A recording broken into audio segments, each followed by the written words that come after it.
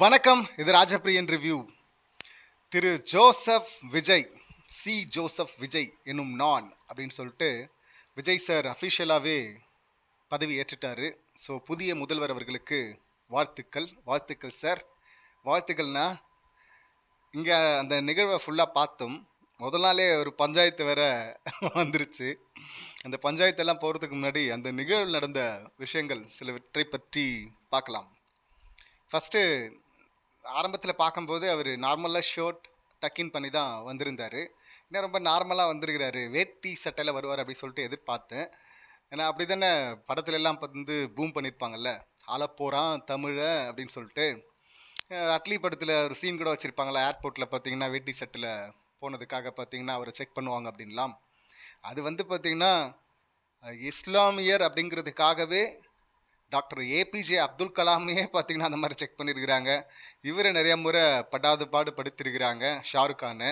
So இந்த மாதிரியான விஷயங்களை வச்சு தான், அதை பேஸ் பண்ணி தான் அந்த சீன் வச்சுருப்பாங்க. ஆனால் இங்கே பார்த்தீங்கன்னா அப்படி வரல. சரி நார்மலாக தான் வந்திருக்கிறாரு அப்படின்னு பார்த்தா, அடுத்து திடீர்னு கோட் சூட்டில் என்ட்ரி கொடுக்குறாரு. நல்லா இருந்தது. எனக்கு அவருடைய படங்களில் துப்பாக்கி ரொம்ப பிடிக்கும். அதில் ஒரு சில விஷயங்கள் இருக்குது. அது முருகதாஸ் வந்து எப்போவுமே பண்ணுறது தான். ஏற்கனவே 7ஆம் அறிவில் ரிசர்வேஷன் அகேன்ஸ்டாக பேசியிருப்பார்ல. ஸோ அந்த மாதிரி சில விஷயம் நடந்துடும் அந்த மாதிரி. அதை தவிர்த்துட்டு பார்த்தா நல்ல படம். எனக்கு ரொம்ப பிடிக்கும் அது துப்பாக்கி. அதில் ரொம்ப ஸ்டைலாக கிளாஸாக காட்டியிருப்பாங்க விஜய் சார். அந்த கோட் சூட்டில் பார்க்கும்போது ரொம்ப சூப்பராக எனர்ஜியாக இருந்தார். திடீர்னு பார்த்தா த்ரிஷா என்ட்ரிலாம் இருந்தது. எஸ் அஃப்கோர்ஸ் அவங்க வந்து கவுண்டிங் டே அன்றைக்கே பார்த்தீங்கன்னா கோயிலுக்கு போயிட்டு அவங்க பர்த்டே அப்படின்னு சொல்லிட்டு நேராக வீட்டுக்கெல்லாம் போயிருந்தாங்கல்ல. ஸோ அது ஒன்று. இன்னொன்று த்ரிஷா பற்றி பேசும்போது அவங்க பர்சனலுக்குள்ளே போல், அதாவது ஒரு பர்சனல் என்ன வேணா இருக்கட்டும். இங்கே ஊர்லெல்லாம் பார்த்தீங்கன்னா கிராமத்து சைடில் குறைஞ்சது ஒரு 4-5 பேராவது கேட்டிருப்பாங்க. எனக்கு ரொம்ப ஷாக்கிங்காக இருக்குது. இந்த வெர்ச்சுவல் வாரியர்ஸ்க்கெல்லாம் அவர் தேங்க்ஸ் வேறு சொல்லியிருந்தார்ல. அந்த வெர்ச்சுவல் வாரியர்ஸ் கலப்பி விட்டதால் எவன் பண்ண வேலை இது அப்படின்னு சொல்லிட்டு தெரில. இங்கே வந்து அஜித் வந்து சங்கீதா அவர்களை, அதாவது விஜய் சாருடைய ஒய்ஃபை வந்து சமாதானப்படுத்தி கூட்டு போய் விட்டார் விஜய் சார் வீட்டில். காரெல்லாம் வேற அஜித் சார் வந்து கார் ரேஸில் கார் ஜெயிச்சாரு. அந்த காரை கிஃப்டாக கொடுத்து இந்த காரில் தான் நீங்கள் போனோம் அப்படின்லாம் வந்து சேர்த்து வச்சுட்டுதான்லாம் இவங்க பேசிகிட்டு இருக்கிறாங்க. அஜித் எவ்வளோ சூப்பரில், இது அஜித்தை பாராட்டுறாங்க விஜயை பாராட்டுற என்னடா நடக்குது இங்கே அப்படிங்கிற மாதிரி இருந்தது. ஃபஸ்ட்டு ஆரம்பத்தில் ஒருத்தர் கேட்கும்போது, ஏங்க யாருங்க இதெல்லாம் சொல்லும்போது அவர் நம்பவே இல்லைங்க. இல்லை நான் பார்த்துமே யூடியூப்பில் அப்படின்லாம் பேசிட்டு இருந்தாங்க. எந்த யூடியூப்பில் பொருளையே கலப்புறது எது, நார்மலாக சரியாக பேசுகிறது எந்த சேனல்ஸ் அப்படின்னு சொல்லிட்டு அவங்க சேனலை பற்றி கூட அவங்களுக்கு அவ்வளோலாம் தெரியாது. அவங்க நிஜமாக ரொம்ப அப்பாவியாக அதை நம்பியிருக்கிறாங்க. அது நம்ம சொல்லும் போது அப்படியெல்லாம் கிடையாதுங்கன்னு போது அவங்க நம்ப மாட்டுறாங்க. ஒரு பக்கம் இந்த மாதிரி அது ஒருத்தர் சொல்லும் போது அப்படி இருந்தது. சரி அவரு தான் அப்படின்னு பார்த்தா, அடுத்து அடுத்து அடுத்து அடுத்துன்னு சொல்லிட்டு இன்னைக்கு கூட ஒருத்தர் ரொம்ப கான்ஃபிடண்ட்டாக அதே கதையை சொல்லிட்டு இருக்க. அப்படியோ யார் ஏன் உனக்கு இதெல்லாம் சொன்னது, எங்கேருந்து எல்லாம் தெரிஞ்சுக்கிட்டு பேசுகிறீங்க, ஏன் அப்படி பரப்புறீங்க அப்படின்னு சொல்லிட்டு கேட்டால் அவங்க சொன்னாங்க யூடியூப்பில் பார்த்தோம். யூடியூப்பில் எங்கே பார்த்து எந்த சேனல்லாம், சேனல் பேர்லாம் அவங்களுக்கு தெரில. ஒரு பர்டிகுலர் சேனல் நம்ம பார்த்துருக்குறோம், அது தொடர்ந்து வதந்தியாக தான் பரப்பிட்டு இருப்பாங்க. அது இவங்க செத்துட்டாங்க அவங்க செத்துட்டான்னு பொருளை கிளப்பிடுவானுங்க. கனெக்டிங்னு நினைக்கிறேன்ல, அந்த தமிழெல்லாம் பார்த்தாவே சிரிப்பாக இருக்கும். அவங்க அப்படி பொய்யிலே சேனலை வளர்த்துட்டு இருக்கிறாங்க. அது ரொம்ப நல்லா இருக்கு அந்த சேனல். அந்த சேனலா இல்லை வேறு யாருனா கலப்பி விட்டாங்களா, இல்லை விர்ச்சுவல் வாரியர்ஸ் பண்ண வேலையா இது அப்படின்னு சொல்லிட்டு தெரில நமக்கு. ஏன்னா விர்ச்சுவல் வாரியர்ஸும் கிட்டத்தட்ட இந்த வேலை தானே பார்த்துட்டு இருந்தாங்க. எப்படி நம்புறாங்க பாருங்களேன். அஜித் வந்து காரை பரிசா கொடுத்து சங்கீதாவை கூட்டு வந்து இவரோட சேர்த்து வச்சுட்டாரு அப்படின்னு சொல்லிட்டு இப்படி ஒரு விஷயம். ஸோ இந்த வெர்ச்சுவல் வாரியர்ஸ் வந்து என்ன வேணால் கட்டமைச்சிடலாம். அதுதான் அவங்களுக்கு பெருசாக ஹெல்ப்பும் பண்ணியிருக்கீங்க. இங்கே வந்து இஸ்லாமிய பெண் ஒருத்தங்க அந்த உடையில் தெரியுது, விசில் அடிச்சுக்கிட்டே அந்த வீடியோலாம் எடுத்து போட்டிருப்பாங்கள்ல. இங்கே யாரால பாதிப்பு, என்ன பிரச்சனை போயிட்டுருக்கு எதுவுமே தெரிலல்ல. யார் அவங்களுக்காக பேசுகிறாங்க எதுவுமே அவங்களுக்கு தெரிலல்ல. இல்லை இன்னொரு வீடியோ ஒன்று பார்க்குறோம்.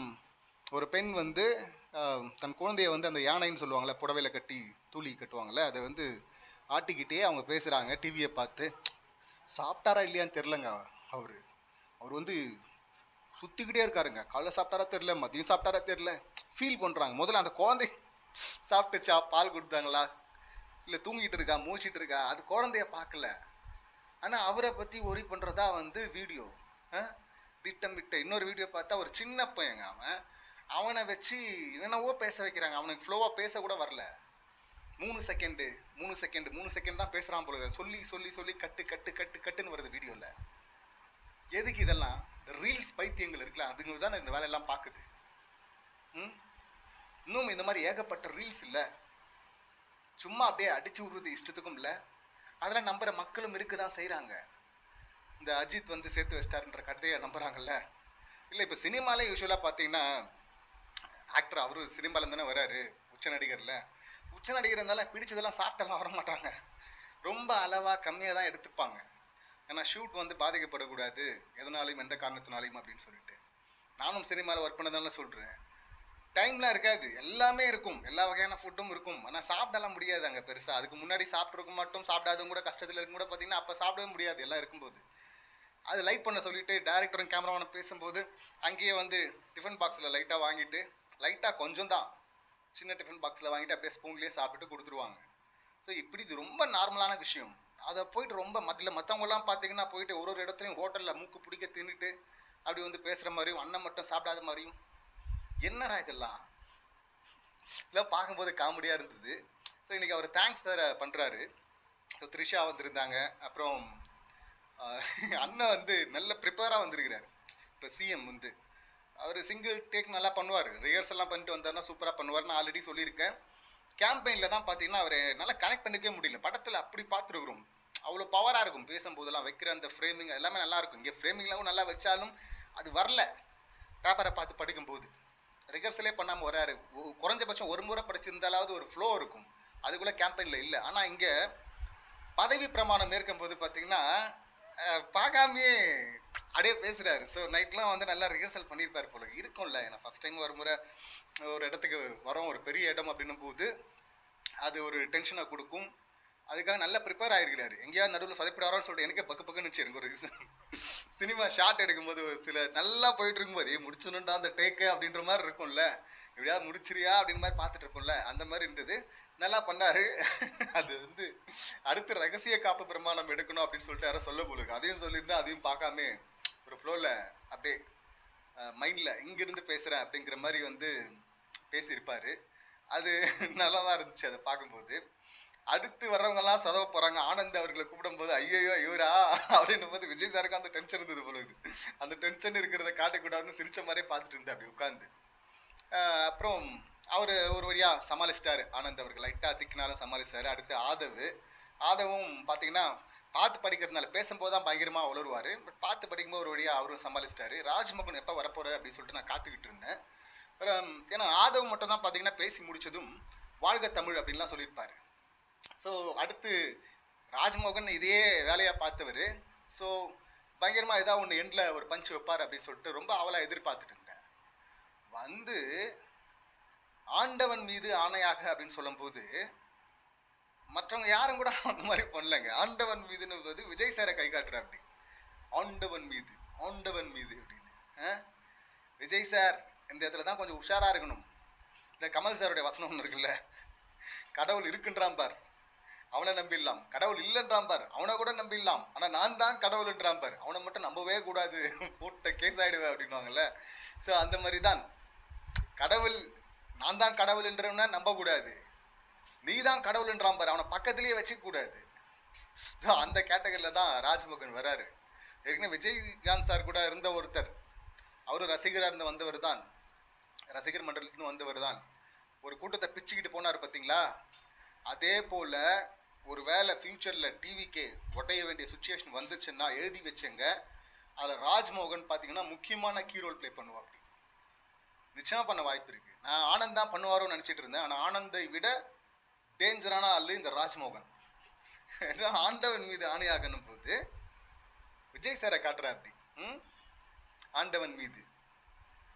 இதில் அதுக்கப்புறம் அவர் பேசும்போது சொன்னார், விஜய் சார் வந்து பேசும்போது வந்து இங்கே நான் தேவதூதன் இல்லை, உங்களை போல் ஒரு சாதாரண மனுஷன், அதெல்லாம் நல்லா தான் இருந்துச்சு, நல்லா பேசியிருந்தார். அதுவும் நல்ல ஸ்பீச்லாம் பார்த்தீங்கன்னா நல்லா ரிஹர்சல் பண்ணிட்டு வந்திருக்காரு அப்படின்னு நினைக்கிறேன். ஆனால் அங்கே ஒன்று உளர ஆரம்பிச்சிட்டாரு. எடுத்த உடனே கஜானா வந்து ஃபுல்லாக வலிச்சிட்டு போயிட்டாங்க கடந்த ஆட்சி அப்படின்னு சொல்லிட்டு அடுத்து பார்த்தீங்கன்னா இப்போ உள்ளே போனால் தான் தெரியும் எது எங்கெங்கே இருக்க வேண்டியது இருக்குதா இல்லையா அப்படின்னு சொல்லிட்டு அப்படின்னு. இப்போ இன்னும் உள்ளே போகவே இல்லை, போகிறதுக்கு முன்னாடியே கஜானா காலி வலிச்சு எடுத்துகிட்டு போயிட்டாங்கன்னு எப்படி தெரியும் உங்களுக்கு? இங்கே ஜிடிபி க்ரோத் ஃபர்ஸ்ட் டைமாக டபுள் டிஜிட்டில் வந்திருக்கு. எல்லாரும் அண்ணாந்து பார்க்குற இடத்துல இருக்குது தமிழ்நாடு 11 பாயிண்ட் சம்திங் அந்த இடத்துல வந்திருக்கு. இவங்க கடன் கடன் கடன் 10 லட்சம் கோடின்றாங்க. கடன் வாங்காத ஒரு ஸ்டேட்டு ஒரு நாடு இருக்கா? ஏதாவது ஒரு நாடு இருக்கா சொல்லுங்க பார்ப்போம். ஒரு ஸ்டேட் இருக்கா? அது வந்து கடன் கேட்டால் மட்டும் சும்மா கொடுத்துடலாம் மாட்டாங்க. அதுக்கு வந்து க்ரோத் ரேட் இருக்கணும். இந்த க்ரோத் ரேட் இருந்தால் இவ்வளோ வாங்கலாம் அப்படின்னு, இன்னும் கூட வாங்கலாம். அந்த லெவலில் தான் ஜிடிபியை வச்சிருக்கிறாங்க. அப்படி இருக்கும்போது பார்த்தீங்கன்னா கடன் வச்சுட்டாங்க, கடன் சுமை வச்சுட்டாங்க. என்னன்னா இஷ்டத்துக்கு ஒரு 4 மடங்கு 5 மடங்கு வர மாதிரி அடிச்சு விட்டுருது. டோட்டல் பட்ஜெட் இருக்குல்ல தமிழ்நாடு பட்ஜெட், அதுலேருந்து ஒரு 4 டைம்ஸ் 5 டைம்ஸ் வந்து செலவாகிற மாதிரி இஷ்டத்துக்கு வாக்குறுதிகளை கொடுத்துட்டாங்க. நம்ம எங்கே வரப்போகிறோங்கிற கான்ஃபிடென்ட்டில் கொடுத்துட்டாங்க போல இருக்கு. கொடுத்துட்டு இப்போ நிறைவேற்றணும் போது பார்த்தீங்கன்னா போகிறதுக்கு முன்னாடியே வந்து காரணத்தை தேடுறது. அவர் டிஎம்கே லீடரே சொல்லிட்டாரு, இங்கே வந்து நான் 6 மாதத்துக்கு டிஸ்டர்ப் பண்ண மாட்டேன்னு. அவர் அப்படி சொன்னாலும் இவராக போய் சொரிஞ்சு வருது இல்லை. அது கடந்த ஆட்சி வந்து கஜானா வந்து காலி பண்ணிச்சு. இதெல்லாம் நாங்கள் 20 வருஷமாக பார்த்துட்டு இருக்கேங்க. 20-25 வருஷமா ஒரு ஆட்சியும் வரும்போது சொல்கிறது தான் கடந்த ஆட்சின்னு. இதில் வந்து இங்கே ஒரு கொடுக்க முடியாது இல்லை, இந்த வாக்குறுதியில் நிறைவேற்ற முடியாதுல்ல, அதுக்கு இப்படி ஒரு உருட்டு இல்லை. ஆரம்பத்திலேயே சார் இதை பற்றி இங்கே டிஸ்கஷன் போகுது. அந்த விர்ச்சுவல் வாரியர்ஸ் அப்படின்றாங்களே, அவங்க வந்து எக்ஸலத்தில் ஸ்பேஸில் பேசும்போது ஒரு கிளிப் ஒன்று பார்க்குறேன். அதில் இங்கே வந்து யாராவது ஒரு 1000 பேர் வந்து போராடினாங்கன்னு வச்சிங்களேன், மக்களுக்கு இதெல்லாம் பண்ணுறேன்னு சொன்னீங்க பண்ணியா அப்படின்னு கேட்டாங்கன்னு வச்சிங்களேன், நம்ம ஆளுங்களை கூட்டின்னு போயிட்டு எங்களுக்கு தேவையில்லப்பா அதெல்லாம், எங்களுக்கே பிரச்சனை இல்லைம் போது நீ ஏன்பா பிரச்சனை பண்ணுற அப்படின்னு நம்ம சொல்லுவோம் அப்படின்னு சொல்லுவாங்களாம் இவங்க. மக்கள்கிட்ட வாக்குறுதியை கொடுத்துட்டு வந்து எங்களுக்கு தேவையில்லை அதெல்லாம் சொல்லுவாங்களாம். என்ன மாதிரி ஆட்கள் பாரு. இதில் வந்து பார்த்தீங்கன்னா இப்போ காசு இல்லை, சிலிண்டர்லாம் 6 சிலிண்டர் கொடுக்குறேன்னாரு அப்படின்னும் போது அதுக்கு வந்து விஜய் சார் வந்து நான் காசு இல்லைண்ணா கஜானா இல்லை, நான் வந்து ஒரு 1000 ரூபா ஃபஸ்ட்டு ஜிபே பண்ணுறேன்னா அதே போல் நீங்களும் பண்ணுங்கண்ணா அப்படின்னு சொல்லிட்டாருன்னா எல்லாரும் எடுத்து பண்ணுவாங்களாம். அப்படியே குவிஞ்சிரமா செல்வம். உருட்டுக்கலாம். இதைத்தான் சொன்ன எங்கே வந்து கொண்டு வந்து நிப்பாட்டிருக்கீங்க பார்த்தீங்களாடா அப்படின்னு தான் நமக்கு சொல்ல தோணுது. ஏன்னா இதற்கு முன்னாடி இருந்த அரசு இங்கே கல்விக்கு நான் முதல்வன் திட்டம், புதுமை பெண் அப்படின்னு சொல்லிட்டு ஒவ்வொரு திட்டங்களாக எடுத்துட்டு வந்து அவங்க கொடுத்துட்டு இருந்தாங்க, பெண்களுக்கு அவங்க கொடுத்துட்டு இருந்தாங்க. இப்போ இது என்ன நரேஷன்ல செட் பண்றாங்கன்னா மக்கள்லாம் கொடுங்க அப்படிங்கிற இடத்துக்கு எடுத்துட்டு வந்துக்கிறானுங்க. இது இன்னும் தீவிரமா இப்பதான் ஆரம்பிச்சிருக்குது. இது அப்படியே பில்டப் போயிட்டு தீவிரமா எந்த டைரக்ஷன்ல போய் நிக்க போது பாருங்க. நாளைக்கு மொத்தமா அந்த பக்கம் கை காட்டு டிஎம்கே மேல காசு இல்ல கொடுங்கோ அப்படின்னுவாங்களாம். உடனே இவங்க எல்லாம் கொடுப்பாங்களாம், மக்கள்லாம் அப்படியே அள்ளி வாரி வாரி கொடுப்பாங்க. பயங்கரமா இருக்குல்ல. இதுதான் சொல்றேன், எப்பவுமே கான்ட்ராஸ்டா ஒண்ணு பண்ணுவாங்க. நீங்கள் பார்த்தீங்கன்னா இப்போ மலைவாழ் மக்களில் அவங்களுக்கு எதிராக ஒன்று பண்ண போகிறாங்கன்னா அங்கேருந்து ஒருத்தர் தூக்கிட்டு வந்து உயர் பதவியில் உட்கார வச்சிருது. அப்பயே ஒன்று புரிஞ்சுக்கணும், ஓகே அங்கே எதுவும் நடக்க போகுது அப்படின்னு. இப்போ சி ஜோசப் விஜய் அப்படின்னும் போது அடுத்து பதறது. திருப்பரங்குன்றத்தில் என்ன நடந்துச்சு பார்த்து நம்ம இஸ்லாமியர் வெறுப்பை வச்சு அங்கே வேற மாதிரி எடுத்துகிட்டு போக பார்த்தாங்க. அதில் இவர் ஸ்டாண்டே சொல்ல மாட்டார். கேட்டால் அவங்க 2 பேரும் கூட்டுங்கிறவார். 2 ஆப்போசிட்டாக. இந்தியாவிலே ஸ்ட்ராங்காக எதிர்க்கிறது ஸ்டாலின் அவர்கள். மற்ற ஸ்டேட்டில் இருக்கிற சிஎம் எல்லாம் இவரை ஃபாலோ பண்ணுறாங்க, பார்க்குறாங்க, பாராட்டுறாங்க. ஆனால் இவர் இங்கே உட்காந்துக்கிட்டு அவங்க 2 பேரும் கூட்டு அப்படின்வார், கூச்சமே இல்லாமல். இப்போ அங்கே யாரா அப்படின்னா பிஜேபியிலேருந்து வந்த ஒருத்தர் நிர்மல் குமார், அவர் தானே இப்போ அமைச்சர் வரல அவரு. அப்புறம் பார்த்தீங்கன்னா இங்கே எஜுகேஷன் மினிஸ்டர் யாரான்னா வெங்கட்ரமணன் அப்படின்னு சொல்லிட்டு, அவர் RSS background. Nirmal Kumar RSS background. அடுத்து கீர்த்தனான்னு ஒருத்தர் வந்தாங்களா, அவங்களும் ஆர்எஸ்எஸ் பேக்ரவுண்ட் தான். இப்படி இவங்கெல்லாம் வச்சுக்கிட்டு நீங்கள் மாற்று அரசியல் மாற்றம், இதில் வந்து இவங்களுடைய மேனிஃபெஸ்டோவில் கொடுத்துருக்குறாங்க. அதில் வந்து இருமொழி கொள்கையை தான் நாங்கள் ஃபாலோ பண்ணுவோம் அப்படின்னு. ஆனால் எஜுகேஷன் மினிஸ்டராக ஆர்எஸ்எஸ் பேக்ரவுண்ட்லேருந்து வந்த வெங்கட்ரமணனா செம சூப்பர் சார் அப்படின்னு தான் சொல்லணும். ஆரம்பிக்கும் போது எவ்வளோ குழப்பத்தோடு ஆரம்பிக்குது பாருங்க. இதில் வேற சொல்கிறாரு. இதில் இன்னொன்று கவனிச்சிங்கன்னா செங்கோட்டையன் அவரை பார்க்கும்போது எனக்கு மணிவண்ணன் சாரை பார்க்குற மாதிரி இருந்தது. சத்யராஜ் சார் மணிவண்ணன் சார் பண்ணியிருப்பாங்களா, அமாவாசை கேரக்டர், அமாவாசை நீயா அப்படின்லாம் சொல்லுவார்ல. நான் சரிங்கண்ணா அப்படின்ற மாதிரி ஒரு ரியாக்ஷன் கொடுப்பார்ல. எனக்கு கிட்டத்தட்ட அதை பார்க்குற மாதிரியே இருந்தது அமைச்சர் செங்கோட்டையன் அவர் பார்க்கும்போது. அவர் வந்து பதவி ஏற்கும்போது நல்லா கவனிச்சிங்கன்னா எழுந்து நிற்கிறார் விஜய் சார். மற்றவங்கெல்லாம் இந்த பதவி பிரமாணம் நடக்கும்போது உட்காந்துட்டே பார்த்தவர், செங்கோட்டையன் போகும்போது எழுந்து நின்று அப்படியே ரசிக்கிறாரு, சிரிக்கிறாரு. பயங்கரமான கிளாப்ஸ் விஜய் சாருக்கு அப்புறமா செங்கோட்டையன் அவருக்கு மட்டும்தான். அப்போவே நினச்சேன், ஆஹா ஏதோ உள்குத்து இருக்கும் பொழுது அடுத்த பவர் சென்டர் இவர் தானா இங்கே அப்படின்னு சொல்லிட்டு. அது அங்கே கூடியிருந்த கூட்டமும் அதை ப்ரூவ் பண்ணிச்சு பாருங்க. ஆதவ் கூட இல்லைங்க அவ்வளோ பெருசு. செங்கோட்டையனுக்கு அப்படி இருந்து இவரும் எழுந்து நிற்கிறாரு. இவரு எழுந்து நிற்கிறதால பக்கத்தில் ராகுல் காந்தி அவரும் எழுந்து நிற்கிறாரு. இதில் இன்னொரு குடும்பம் என்னன்னா, எத்தனை முறை எழுந்து எழுந்து நிற்க வச்சிட்டாங்க. சரி அது கூட பரவாயில்ல. இவங்க என்ன சொல்லிட்டு இருந்தாங்க, ஆதவ் இவர் உட்பட எல்லாருமே மன்னராட்சி மன்னராட்சி மன்னராட்சின்னு இருந்தாங்க. என்னன்னா கலைஞருக்கு அப்புறம் பார்த்தீங்கன்னா எம்கேஎஸ்க்கு அப்புறம் இப்போ உதயநிதி, இப்போ எதிர்கட்சி வரிசையில் அவர் தான் உட்கார போறாரு எதிர்கட்சி தலைவரா. நல்ல காம்பினேஷன் அப்படின்னு தான் சொல்லணும். ஒரு ரீக்ரியேட் ஆகிற மாதிரி இருக்குல்ல ஹிஸ்ட்ரி. அந்த பக்கம் எம்ஜிஆரோட கம்பேர் பண்ண முடியாது, பட் இருந்தாலும் அந்த மாதிரி ஒரு புகழ் இருக்கிற, அதே அளவுன்னு எக்ஸாக்டாக எடுத்துக்க முடியாதுனாலும் அந்த மாதிரி ஒரு புகழ் இருக்கிற, இல்லை அப்படி இருக்கிறதா சொல்லப்படுற நம்பப்படுற ஒருத்தர் இந்த பக்கம். அதே போல் கட்சியில் அப்படியே இருந்து பயணித்து வந்த ஒருத்தர். ரெண்டு பேருக்கும் போட்டி. எம்ஜிஆர் வெர்சஸ் கலைஞர் அப்படிங்கிறது இப்போ விஜய் வெர்சஸ் உதயநிதி அப்படின்னு சொல்லிட்டு போகுமா இதுக்கப்புறம். ஸோ பார்க்கலாம் என்ன நடக்குது அப்படின்னு. இப்போ மன்னராட்சினாங்கல்ல, இதில் மக்கள் ஓட்டு போட்டு தேர்ந்தெடுத்தாதான் அவங்க எம்எல்ஏ வந்தாதான் அடுத்து அமைச்சராக முடியும். இங்கே மன்னராட்சின்னா அவங்க அப்படியே நியமிக்கிறது கிடையாது. ஆனால் இங்கே சொல்லிட்டு இருந்தாங்க பக்கத்தில் இப்போ யாரு, ராகுல் காந்தி. எங்கிருந்து நேரு அவர்கள், இந்திரா காந்தி அவர்கள், ராஜீவ் காந்தி அவர்கள், அடுத்து பதவியில் வந்து உட்கார்லனாலும் பவர் சென்டராக இருந்தது சோனியா காந்தி அவர்கள், அப்புறம் ராகுல் காந்தி அவர்கள்.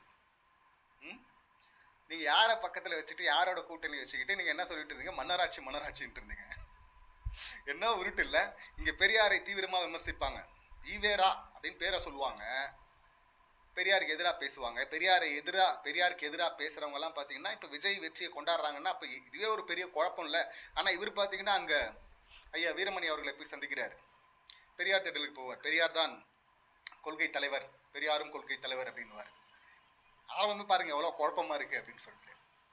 இல்லை இதில் செங்கோட்டையன் அடுத்த பவர் சென்டராக இருப்பார்னு நினைக்கிறேன். ஆனால் இவர் விஜய் சார் பேசும்போது சொல்கிறாரு, இங்கே பவர் சென்டர்லாம் நிறையெல்லாம் கிடையாது, ஒரே ஒரு பவர் சென்டர், அது நான் தான். யாராவது அதான் அதிகாரம் வந்துருச்சுல்ல, இனி வந்து ஒரு ஆட்டம் காட்டவும் நினைச்சிங்கன்னா அதை இப்போ இந்த நிமிஷம் இந்த செகண்ட் எரேஸ் பண்ணிடுங்க அப்படின்னு சிரிப்பா இருந்தது. இதை படத்தில் பார்த்துருந்தா கூட என்னைக்காவது நாள் நடக்காதா அப்படின்னு சொல்லிட்டு அதை ரசிக்கலாம். இல்லை அதை எந்த யோசனையும் ரசிக்கலாம். ஆனால் இங்கே வந்து ரசிக்கிற மாதிரிலாம் இல்லை. அதெல்லாம் அவ்வளோலாம் சீன்லாம் இல்லை. அப்படியெல்லாம் பண்ணுற முடியுமா? நிச்சயமாக பவர் சென்டர் இருக்கும் அங்கே. ஆதவ் ஒரு பவர் சென்டராக இருப்பார், இந்த பக்கம் செங்கோட்டையன் ஒரு பவர் சென்டராக இருப்பார். வரும் பாருங்க இன்னைக்கு. இதுக்கப்புறமா பிரச்சனை, ராஜ்பவன் கூட பவர் சென்டராக மாறலாம் நாளைக்கு. இப்போ ஒன்று பேசப்பட்டது, ஏடிஎம்கேல இருந்து நிறைய பேர் வரப்போகிறாங்க. 30க்கு மேலே, 32 பேர் அது மினிமம் வரணும். ஸோ வருவாங்க. சிவி சண்முகம் அவருடைய தலைமையில் அப்படின்லாம் சொல்கிறாங்க. நிச்சயமாக வந்தால் ஏற்றுப்பார் இவர். அது இல்லாமல் இவர் வந்து சொன்னார்ல, நான் யாரையாவது சந்திக்கிறேன்னா முகமுடி போட்டெல்லாம் போக மாட்டேன், முகத்தை மறைச்சிட்டு போக மாட்டேன், ஸ்ட்ரைட்டாக போ அப்படின்னார்ல. இது பர்சனல் லைஃப்பை சொல்கிறாரா இல்லை ப்ரொஃபஷனாக சொல்கிறாரா அப்படின்னு சொல்லிட்டு புரியலையேன்னு பார்த்துட்டு இருந்தோம். பட் கூட்டணியை பற்றி சொல்கிறாருன்னு எடுத்துப்போம். இப்போ அப்போ கூட்டணின்னா இப்போ அங்கேருந்து வந்தால் வேணான்னு சொல்லிடுவாரா? ஏன்னா முதல் நாளே பஞ்சாயத்து ஆரம்பிச்சிருச்சு. இங்கே வந்து வந்தே மாதரம் ஃபஸ்ட்டு, செகண்ட் ஜனகணமன, 3வது தமிழ்த்தாய் வாழ்த்து. இங்கே குறைந்தபட்சம் காலேஜில் படிச்சுட்டு வந்தவங்க எல்லாருக்குமே தெரிஞ்சிருக்கும்னு நினைக்கிறேன். காலேஜில் கூட இந்த ஃபார்மேட்டு தான் இருக்கும். ஃபஸ்ட்டு தமிழ்த்தாய் வாழ்த்து, எண்டில் தேசிய கீதம் நிகழ்ச்சி அப்படி நடக்குது அப்படின்னா இதுதான் அஃபிஷியலாக, இதுதான் தமிழ் மரபு. அப்படி இருக்கும்போது வந்தே மாதரம் அப்படின்னு சொல்லிட்டு திடீர்னு ஒன்று எடுத்துகிட்டு வர்றாங்க. இப்போ ஏன்பா இது புதுசுன்னு கேட்டால், அப்போ நீ இன்னும் வந்தே மாதரம் தப்புங்குறியா அப்படின்னு சொல்லிட்டு அப்படி திருப்பிடுவாங்க. அது ஒரு மத சார்பு கொண்ட வரிகள் அதில் இருக்குது அப்படிங்கிறது தான் பிரச்சனை. அதை எதிர்த்து நிறைய பேர் பேசிகிட்டு இருக்காங்க நிறைய ஸ்டேட்டில். ராகுல் காந்தி அதை போய் பேசியிருக்காரு. அப்படி இருக்கும்போது இப்போ ஃபஸ்ட்டு இப்போ ஏன் வருது இதில், இன்னொன்று அனௌன்ஸ் பண்ணும்போது சொல்லிட்டாங்க, first Vande Mataram followed by national anthem followed by தமிழ்த்தாய் வாழ்த்து அப்படின்னு சொல்லிட்டாங்க. ஆனால் விஜய் சார் பார்த்தீங்கன்னா நேஷனல் ஆந்தம் முடிஞ்சதும் கையெடுத்து கும்பிட ஆரம்பிச்சார். கிட்டத்தட்ட முடிஞ்சிருச்சு அப்படிங்கிற மாதிரி. ஆனால் தான் அவங்க கன்ஃபியூஸ் ஆகிட்டு பாட்டு பாடிட்டு இருந்தாங்கல்ல பெண்கள். அவங்கெல்லாம் பார்த்தீங்கன்னா ஃபஸ்ட்டு லைனை முடிச்சுட்டு 2வது லைன் மறுபடியும் முதல் லைன்லேருந்து ஒரு குழப்பத்தில் ஆரம்பிச்சிருப்பாங்க. நீராறும் கடல் உடுத்து அப்படின்னு சொல்லிட்டு அந்த குழப்பம் வந்துச்சு. அது அவருக்கு கவனிக்கல போல இருக்கு. இது இவருக்கு தெரிஞ்சு நடந்துச்சான்னு சொல்லிட்டு இங்கே நிறைய பேர் பேசிட்டு இருக்காங்க. அவர் 3வது தமிழ்த்தாய் வாழ்த்து வருது அப்படிங்கிறதே மறந்துட்டார் அவர் விஜய் சார். எனக்கு ஜனகணமன அப்படின்னு காட்டும்போது க்ளோஸ்அப்லாம் வச்சுட்டு இருந்தாங்க. பாட்டு பாடும்போது, தேசிய கீதம் பாடும்போது அது வாயெல்லாம் வச்சுட்டு இருந்தார். எனக்கு அப்போவே தோணுச்சு, விஜய் சார் அடுத்து தமிழ்த்தாய் வாழ்த்து வரப்போகுது, பாடுவீங்களா அப்படின்னு சொல்லிட்டு. தந்தி டிவி நல்லா பண்ணானுங்க, கரெக்டாக கட் பண்ணிட்டு லாங் ஷாட் போயிட்டாங்க, க்ளோஸ்அப்லாம் கட் பண்ணிட்டு. அவரால் பாடலைங்க, அது ஒரு பெரிய குத்தம் இல்லை, பட் அந்த அளவுக்கு நம்ம புரிஞ்சு வச்சிருக்கோம்ல, நமக்கும் பிடிச்ச ஆள் தானே விஜய் சார். விஜய் சார் அடுத்து பாட மாட்டார் அப்படிங்கிற மாதிரி தான் பார்த்தோம். ஸோ இதெல்லாம் அங்கே நடந்த விஷயங்கள். ஸோ இப்போ மூன்றாவதாக தள்ளப்பட்டதுனால இப்போ அது விமர்சனத்துக்கு உள்ளாகணும் எதிர்பார்த்தோம். எஸ், இப்போ எல்லாரும் வந்து அதை சுட்டி காட்ட ஆரம்பிச்சிட்டாங்க. இப்போவும் பார்த்தீங்கன்னா அவருக்கு வந்து ஒரு பெனிஃபிட் ஆஃப் டவுட்டை கொடுக்குறாங்க. இது ஆளுநர் வந்து இன்சிஸ்ட் பண்ணாரா, இருந்தாலும் ஏன் இதை வந்து ஏற்றுக்கிட்டாரு? ஏன்னா இதில் பதவியேற்க அழைக்கணும் அப்படின்னு சொல்லிட்டு ஃபஸ்ட்டு ஆளுநரை போய் சந்திச்சார்ல, அப்போவே பார்த்தீங்கன்னா டிபேட்டில் எல்லாரும் சொன்னதுக்கப்புறமா தான் அவருக்கு புரிஞ்சிருக்கு. கூட இருந்த ஒருத்தர் கூட சொல்ல பாருங்க, ஈவன் செங்கோட்டையன் கூட, ஆளுநரை பார்க்க போகிறோன்னா ஒரு ஷால் எடுத்துகிட்டு போகணும், பொக்கே எடுத்துகிட்டு போகணும், இது கூடவா சொல்லித்தரணும்? அது வந்து இங்கே காட்டமாக விமர்சனம் பண்ணதுக்கப்புறமா தான் அடுத்த சந்திப்பில் தான் இவர் வந்து ஷால் எடுத்துகிட்டு போகிறது, பொக்கே எடுத்துகிட்டு போகிறது, அதெல்லாம் பண்ணிகிட்டு இருந்தார். இந்த பேசிக் கூட பார்த்தீங்கன்னா இங்கே சொல்ல வேண்டியிருக்கு. எல்லாம் தெரிஞ்சிட்டா பரவாயில்ல. இதில் இவங்க சொல்கிறாங்க மன்னராட்சி மன்னராட்சின்றாங்கல்ல, குடும்ப ஆட்சி அப்படின்னு. இவரே ஒரு நெப்போ கிட்டு தான். அப்பா தான் வந்து ஆரம்பத்தில் அப்படியே பில்டப் பண்ணி வந்தது. இந்த மாதிரி பல டைரக்டர்ஸ், பல ஹீரோவாக இருந்தவங்க அவங்கவுங்க பிள்ளைகளை எல்லாரும் எடுத்துகிட்டு வந்தாங்க. பாக்கியராஜ் சார், பாரதி ராஜா சார்லேருந்து பாக்கியராஜ் சார், அப்புறம் வாசு சார், இன்னும் நிறைய நிறைய நிறைய அவங்க வந்து டேரக்டர்ஸாக மற்ற ஹீரோஸை வச்சு பெரிய பெரிய ஹிட்லாம் கொடுத்தவங்க. ஆனால் அவங்க பிள்ளைகள்லாம் வந்துட்டாங்களான்னா வர முடியல. பாண்டியராஜ் சார் உட்பட எடுத்துகிட்டு வந்தாங்கல்ல, அவங்க முதல் படம் 2 படம்லாம் சப்போர்ட் பண்ணி பார்த்தாங்க. ஆனால் ஒன்றும் நடக்கல, அவங்களாம் வர முடியல. ஆனால் இவர் வந்தார்ல, இவர்கிட்ட டேலண்ட் இருக்கலாம். இது டேலண்ட் இருக்குது. டேலண்ட் இருக்கிற எல்லாருக்கும், மற்றவங்களுக்கெல்லாம் சாதாரணவங்களுக்கெல்லாம் வாய்ப்பு கிடச்சிருதா? இத்தனை வாய்ப்பு கிடச்சிருதா? அந்த வாய்ப்புக்காக அவங்க எத்தனை வருஷம் போராட வேண்டியிருக்கு. இவரே ஒரு நெப்போ கிட்டு, இவருடைய கிட்டும் வந்தாச்சு அடுத்து டேரக்டராக வர்றேன் அப்படின்னு சொல்லிட்டு அவரும் ஹீரோ ஆகிடுவார்னு வச்சிங்களேன் சீக்கிரத்தில். அந்த வாய்ப்பு எப்படி வந்தது கேட்டால் அதுக்கு வந்து அஜித் சப்போர்ட் பண்ணார், இவர் சப்போர்ட் பண்ணார், அவர் சப்போர்ட் பண்ணார், பல கதைகள் சொல்லுவாங்க இவங்கெல்லாம். சினிமாவில் இருக்கிற எல்லாருக்கும் தெரியும் உண்மை. அது ஏற்றுக்க மாட்டேன், சில பேர் உருட்டலாம். லைக்கா நிறுவனம் எந்த ஃபஸ்ட் டைம் டேரக்டருக்கும் வாய்ப்பு கொடுத்ததே கிடையாது. ஆனால் அப்ரோச் பண்ணியிருக்கோம், நிறைய பேர், நான் உட்பட அப்ரோச் பண்ணியிருக்கோம். ஷார்ட் லிஸ்ட் பண்ணுவாங்க ஃபஸ்ட்டு ஆரம்பத்தில். ஷார்ட் லிஸ்ட் பண்ணிட்டாங்க, வா சூப்பர், அடுத்த மீட்டிங் நடக்க போகுதுன்னு பார்த்தா ஒன்று ஷார்ட் லிஸ்ட் பண்ணி அடுத்த கொஞ்ச நாளில் வரும். ஃபஸ்ட் நீங்கள் வெளில எங்கே ஃபிலிம் பண்ணிட்டு ஃபஸ்ட்டு ஃபிலிம் அப்புறமா அப்ரோச் பண்ணுங்கள், ஃபஸ்ட் டைம் டேரக்டர் இருந்தாலும் அவங்க யோசிக்கிறாங்கன்றவாங்க, அது முடிஞ்சிருவாங்க. இல்லை மீட்டிங் நடக்கும், மீட்டிங் நடந்ததுக்கப்புறம் மறுபடியும் இதே தான். அப்படி இருக்கும்போது விஜய் சார் பையன் ஆல்ரெடி படம் பண்ணிட்டு வந்துட்டாரா, அவருக்கு மட்டும் எப்படி கொடுத்துட்டாங்க? ஏன்னா நெப்போ கிட்டு. ஆனால் இங்கே வந்துட்டு மக்கள் ஓட்டு போட்டு தேர்ந்தெடுக்கிறாங்கல்ல, இவங்க வந்து இன்ஃப்ளூயன்ஸ் பண்ணிவிட்டு ரெஃபரன்ஸில் உள்ளே போகிறது வந்து நெப்போ கிட்டு. இது இங்கே உள்ள இதுதான் தப்பு. ஆனால் இது இங்கே பண்ணுவாங்க. இவங்களே வந்து அரசியலில் வந்து சொல்லுவாங்க, அரசியலில் தொகுதியில் இடம் கொடுத்து நிப்பாட்டலாம், கேம்பெயின் பண்ணலாம். ஆனால் மக்கள் ஓட்டு போட்டு ஜெயிக்க வைக்கணும்ல, ஜெயிக்க மக்கள் ஏற்றுக்கிட்டாதானே. அப்புறம் எங்கே வருது அங்கே மன்னராட்சி அப்படின்னு சொல்லிட்டு? அப்படி மன்னராட்சி மன்னராட்சி மன்னராட்சி அப்படின்னா ஆதவ் ஃபேமிலி ஃபுல்லாக வேறு வேறு கட்சியில் இருக்குல்ல, வேறு வேறு கட்சியில் இருக்கலாம், ஒரே கட்சியில் இருக்கக்கூடாதுன்னா? இல்லை இதுக்கப்புறம் இவங்க சொந்தக்காரெலாம் வரப்போகிறது இல்லையா?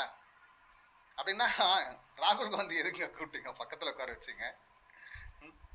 என்ன எவ்வளோ குழப்பம் இதில். ஆள போகிறான் தமிழன் தமிழன் கொடுக்குறீங்க, பில்டப் கொடுத்தீங்க, அப்படி தான். ஆனால் தமிழ் தாய் வார்த்தைக்கு என்னங்க 3வது இடம் கொடுக்குறீங்க? மரபுன்னு ஒன்று வந்துச்சு இல்லைங்க, முதல்ல தமிழ் தாய் வாழ்த்து, கடைசியில் தேசிய கீதம் அப்படின்னு சொல்லிட்டு. அப்புறம் 3வதா இதுங்க முதல்ல, அது 3வதா எடுத்துகிட்டு வரதை முதல்ல போட்டாங்க, வந்தே மாதரம் அப்படின்னு சொல்லிட்டு. அதுவும் மத சார்பு கொண்ட ஒரு பாடலை அப்புறம் மத சார்பற்ற கூட்டணின்னு வேற சொல்கிறீங்க. முதல்ல அதுவே தப்பு. இவர் கிறிஸ்டியன் சொல்லிக்கிறாரு. இப்போ அது மூலிமா ஏதாவது பிரச்சனை பரப்போதான்னு தெரில. அது ஒன்று பார்க்கணும். ஆல்ரெடி இஸ்லாமிய பிரச்சனை அங்கே இருக்குது. இஸ்லாமியர்களுக்கு விரோதமான பிரச்சனைகளை கலப்புறதுக்கு நிறைய பேர் வேலை பார்த்துட்டு இருக்கிறாங்க. கிறிஸ்தவர்களுக்கு எதிராகவும் நடந்துட்டு தான் இருக்காது. இவர் என்ன ஸ்டாண்ட் எடுப்பார்? திருப்பரங்குன்றத்தில் ஒன்றும் எடுக்கல. இதுக்கு முன்னாடி என்ன எடுத்தார்? ஒன்றும் இல்லை. அப்புறம் இனிமேல் என்ன எடுப்பார்? ஒன்றும் இல்லை. அதானா? ரொம்ப மோசமாக குழப்பத்தோட, அதுவும் தமிழ்த்தாய் வார்த்தை இது கூட வாங்க சொல்லி தரணும். இப்போ எது கேட்டாலுமே எல்லா இஷ்யூலுமே முதல் முறை வந்திருக்காங்கன்னா ஒன்று மரபுன்னு ஒன்று இருந்துச்சுன்னா அதை ஃபாலோ பண்ணணும். அதிகாரிகள் சொல்லுவாங்கல்ல, கேட்கணும்ல. இல்லைன்னா யாரையாவது தெரிஞ்சவங்கிட்டையாவது கேட்டுக்கணும், ப்ரிப்பேர் ஆகிக்கணும். ப்ரிப்பேர் ஆகும்னா உங்களுக்கு தெரியாதனால, எப்போ இருந்தோ ஃபாலோ பண்ணுற ஒரு விஷயத்த உங்களுக்கு தெரியாது அப்படிங்கிறதுனால அந்த தப்பு உங்கள் மூலிமா வச்சு திணிச்சுக்கிட்டே இருப்பாங்கல்ல. இப்போ ரொம்ப சாதாரணமாக வந்துட்டாங்கல்ல அந்த பாட்டு எடுத்துகிட்டு. ஏற்கனவே இந்த கல்வி கொள்கையில் சொல்லுவாங்கல்ல, ஏற்கனவே ஒரு வாசல் இருக்கும்போது எதுக்குங்க இன்னொரு வாசல் அப்படின்னு சொல்லிட்டு. ஏற்கனவே வந்து பார்த்தீங்கன்னா ஒரு இணைப்பு மொழின்னு ஒன்று இருக்கும்போது எதுக்குங்க இன்னொரு மொழி அப்படின்னு கேட்பாங்கல்ல. இப்போ அதே போல தானே இங்கே ஏற்கனவே ஒரு தேசிய கீதம் இருக்கும்போது எதுக்குங்க இன்னொரு பாட்டு அப்படின்னு கேட்பாங்கல்ல. அதுவும் ஒரு சார்பு கொண்ட பாட்டு. ஏன் அதை எப்படி பார்க்குறீங்கன்னா உருட்டக்கூடாது. ஸோ ஹிந்தியில் பேசுறதை நார்மலைஸ் பண்ணிட்டாங்க. தமிழ் தாய் வார்த்தை தூக்கி 3ஆவதாக போட்டாங்க. விசிகாலேருந்து கம்யூனிஸ்ட்லேருந்து எல்லாருமே அறிக்கை விட்டு, அப்பவும் அவருக்கு தெரியாமல் நடந்திருக்குன்ற பாணியில் தான். அது ஒரு விமர்சனமாக கூட எடுத்துக்க முடியாது, சுட்டி காட்டியிருக்கிறாங்க. ஆரம்பமே தப்பாக இருக்குப்பா பார்த்துக்குப்பா அப்படின்னு சொல்லிட்டு. மேனிஃபெஸ்டோவில் கொடுத்துருந்தாலும் இப்போ கஜானா காலின்னு சொல்லிட்டார்ல, அதனால் வந்து நாளைக்கு காசு அங்கேருந்து ஒன்றியத்துலேருந்து வரணும்னா நம்ம வந்து நேஷனல் எஜுகேஷன் பாலிசி ஏற்றுக்கிட்டு தான் ஆகணும், மும்மொழி கொள்கை ஏற்றுக்கிட்டு தான் ஆகணும் அப்படின்னு சொல்லிட்டு சைனை போட்டாங்கன்னா, அப்பயும் இந்த வெர்ச்சுவல் வாரஸ் கூட்டம் இருக்குல்ல, இந்த கூட்டம்லாம் வந்து என்ன பண்ணோம், முட்டு கொடுக்குமா? திட்டங்கள்லாம் வரணும்னா அப்போல்லாம் இதெல்லாம் ஏற்றுக்கிட்டு தான் ஆகணும் அப்படின்னு பண்ணோம். ஏன்னா அதுதானே வேலை. இதில் சிலிண்டர்லாம் குழந்தைங்களுக்கெல்லாம் வேற நன்றி சொன்னார்ல அவர், குட்டி குட்டி பார்ப்பாங்க. இதெல்லாம் வந்து ஆடியோ லான்ச்சில் சொல்லுவாங்க. இந்த புலி படம் மாதிரியான படங்கள்லாம் வந்து அவர் எதுக்கு படம் ஓடலைனாலும் அவருடைய முயற்சி நல்ல முயற்சி, எனக்கு பிடிச்சிருந்து. குழந்தைகளுக்காக ஒரு படம் பண்ணோம், ஒரு சூப்பர் ஹீரோவா அப்படின்னு சொல்லிட்டு அந்த கான்செப்டில் தான் அதை பண்ணார். அது பெருசாக ஓடல, அதுன்னு வச்சுங்களேன், ஃப்ளாப் ஆச்சு, அது வேற. பட் ஒரு சினிமாவில் ஒரு குழந்தைகளை அட்ராக்ட் பண்ணுறது அப்படிங்கிறது வேற. இப்போ வந்து கேஸ் சிலிண்டரு கொடுக்க முடியாதுன்னு உடனே குழந்தைகளா போயிட்டு எல்லா அப்பா அம்மா காதலியும் வந்து சொல்லுங்க, சிலிண்டர் இல்லை அப்படின்னு சொல்லிட்டு, ஏன் கொடுக்கல அப்படின்னு சொல்லிட்டுலாம் நீங்கள் கேட்காதீங்க விஜய் அண்ணாவன்னு சொல்லிட்டு அழுங்க, அட்டம் பிடிங்க, அவங்க வரக்கூடாது கேட்கக்கூடாது அப்படின்னு சொல்லிட்டா போதும். இவங்கெல்லாம் வீடியோ போட்டுருவாங்க. அதே போல் சில தாய்மார்களும் என் குழந்தை அழுது கேட்கக்கூடாதுன்னு சொல்லுது, எனக்கு சிலிண்டரே நீ கொடுக்க மாட்டாங்க, வேணா உங்களுக்கு ஏதாவது கவர்மெண்ட் ஏதாவது காசு வேணா சொல்லுங்கள், நாங்கள் அனுப்புகிறோங்க ஜிபே. அதுவும் குழந்தைகள்லாம் அடை பிடிச்சி அனுப்பிடுவாங்கல்ல, கஜனா ஃபில் பண்ணுவாங்கல்ல. சும்மா 6 மாதம் டிஸ்டர்ப் பண்ண மாட்டேன்னு சொன்னவர் சொரிஞ்சு விட்டாரா விஜய் சார்? அங்கேருந்து ரிப்ளை வருது ஸ்டாலின் சார் கிட்ட இருந்து, கஜானா காலியெல்லாம் இல்லை, மனசு இருந்தால் போதும், திறமை இருந்தால் போதும், அதை வந்து நீங்கள் கொடுக்கலாம் அப்படின்னு. அவர் முன்னாடியே இறக்கப்பட்ட என்ன சொன்னார்னா, நீங்கள் சொன்னால் 2500 கொடுக்க முடியாது, அவங்க 2000 தான் கொடுக்குறேன்னு சொன்னாங்க, ப்ளஸ் 8000 கூப்பன் இவ்வளோலாம் கிடச்சிருக்கும். இவ்வளோ கிடைக்கிறது போயிட்டு இப்போ அவங்க கிட்ட இருந்து மக்கள் வந்து அவங்க காசை கொடுக்க வேண்டிய சுச்சுவேஷனுக்கு நகர்த்திட்டு இருக்கிறாங்க, நரேஷனை செட் பண்ணிட்டு இருக்காங்க. இன்னும் வீரியமாக அதை செட் பண்ணுவாங்க. ஸோ திறமை இருந்தால் போதும்ப்பா, மனசு இருந்தால் போதும்ப்பா, அதெல்லாம் கொடுக்கலாம்ப்பா, கேஷ் ஃப்ளோலாம் உள்ளே இருக்கும்பா அப்படின்னு சொல்லிட்டு இப்போ சிஎம் வந்து இறங்கி அடிக்கிற அளவுக்கு வச்சுக்கிட்டாரு. இனி அங்கே கை காட்ட எதிர்கட்சியாக நம்ம ஆல்ரெடி சொல்லியிருந்தோம் இறங்கி அடிப்பாங்கன்னு. இனி சும்மாவே அங்கே கை காட்டிகிட்டே இருந்தீங்கன்னா அவங்க இறங்கி அடிப்பாங்க. சும்மா நரேஷனை செட் பண்ணியே குழந்தைகளை வச்சு வந்துட முடியாது, ஏமாத்திர முடியாது.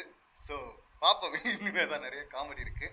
ஆனால் ஒன்று, ஆரம்பத்தில் சார் தமிழன் அலப்போறான் தமிழன் அப்படின்னு வந்தோம் சார். நம்ம தமிழ் தாய் வாழ்த்து 3ஆவது இடத்துக்கு தள்ளப்பட்டது, அது ஏற்றுக்க முடியாது சார். அடுத்த நிகழ்ச்சியிலேயே திருத்திங்க சார். அதே போல் ஒவ்வொரு எல்லா தப்பையும் பண்ணிவிட்டு நாங்கள் தெரியாதுன்னு சொல்ல முடியாது சார். பார்த்துட்டே இருக்க மாட்டாங்க, சின்ன சின்ன விஷயங்களில் தெரியுது. அதான் ஆளுநரை பார்க்கும்போது ஒரு பொக்கே எடுத்துகிட்டு போகணுன்னு தெரில, ஷால் போகணுன்னு தெரில. அதே போல் தான் இங்கே வந்து தமிழ் தாய் வாழ்த்து 3ஆவது தள்ளப்படுது அப்படிங்கிறத கேள்வி கேட்க தெரியல, முடியாது. அப்புறம் அதே போல் சைன் பண்ணிகிட்டே இருக்க முடியாது சார், நீங்கள் விட்டுற மாட்டாங்க. இங்கேருந்து இப்போ ஏடிஎம்கேலேருந்து உடச்சிட்டு இவங்க வந்துடலாம் ஒரு பெருங்கூட்டம். அப்புறம் இந்த 8 சீட்டு தேவைப்படாமல் போகலாம், ஐயுஎம்எல் விசிகே கம்யூனிஸ்ட் இவங்களுடைய சப்போர்ட் தேவைப்படாமல் போகலாம். இப்போ சொல்கிறாருல பவர் சென்டர், ஒரே பவர் சென்டர் அப்படின்னு. அங்கேருந்து எடப்பாடி அவர்களை தள்ளிட்டு அங்கேருந்து ஒரு பெருங்கூட்டத்தை ஒருத்தர் உடச்சிட்டு வராருன்னா அவரும் ஒரு பவர் சென்டர் தான். நாளைக்கு எப்போ வேணால் அவர் வந்து இங்கேருந்து உடச்சிட்டு போகலாம், அதுவும் நடக்கலாம்ல. அதே போல் இங்கே இன்னும் ஸ்லீப்பர்ஸ் இல்லை, இவர் கட்சியில் எத்தனை பவர் சென்டர் இருக்காங்கன்னு தெரில. நமக்கு தெரிஞ்சவரை ஒரு பக்கம் ஆதவ் இருக்கலாம், இன்னொரு பக்கம் செங்கோட்டையன் அவர்கள் இருக்கலாம். செங்கோட்டையன் அவருக்கு ஒரு பெரிய பவர் சென்டர் இருப்பார் அப்படிங்கிறதுக்கு தான் உதாரணம் தான். அவர் வந்து பதவியேற்க வரும்போது அவ்வளோ பெரிய சத்தம் கேட்டது அரங்கத்தில்.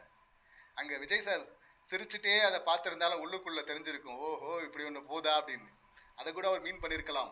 இங்கே வேறு பவர் சென்டர்லாம் கிடையாது, ஒரே பவர் சென்டர் தான். அப்படி எத்தனை பேரை வெளியே போகணும்னு சொல்ல முடியும்? நிறைய நடக்கும். போகிறவங்க சிங்கிளாகவும் போக மாட்டாங்க, ஒரு கூட்டத்தை கூப்பிட்டு போயிடுவாங்க. அதுவும் நடக்க வாய்ப்பு இருக்குது. சவால்கள் இருக்குது அப்படின்லாம் பார்க்கல. தயவுசெய்து வந்துட்டீங்க, இனி தெரிஞ்சுங்க, இனி தெரியாமல் பண்ணிட்டோம் அப்படின்னு தயவுசெய்து சொல்லாதீங்க. அது ஏற்றுக்க மாட்டாங்க. ஹீரோவாக ஒரு பெரிய இமேஜ் வச்சுருந்தீங்கள, அந்த இமேஜ் சுக்குநூறாக உடஞ்சிடாமல் பார்த்துங்க. உடச்சிடுவாங்க போல இருக்கு. இன்னும் எலிவேஷன் கொடுக்குறேன்ட்டு தான் ஆண்டவன் வீதி அப்படின்னு சொல்லிட்டு ராஜமோகன்லாம் அந்த பக்கம் கை காட்டுக்கிறேன். அப்படி இந்த மாதிரி ஆளுங்கிட்ட கேர்ஃபுல்லாக இருங்க சார் அப்படின்னு தான் சொல்லணும். பார்ப்போம், இன்னும் வரும். நாளையிலேருந்தே ஷாக் ஆரம்பிச்சிடும். இப்போ இந்த வீடியோ பேசிகிட்டு இருக்க டைமில் கூட ஏதோ ஒன்று வந்திருக்கலாம். இன்னும் என்னெல்லாம் வருது, காமெடிகள் நடக்குது அப்படின்னு சொல்லிட்டு பார்ப்போம். இந்த சம்பவங்களை நீங்கள் எப்படி பார்க்குறீங்க, உங்கள் கருத்துக்கள் என்ன அப்படிங்கிறது கமெண்ட் பண்ணுங்கள். மீண்டும் அடுத்த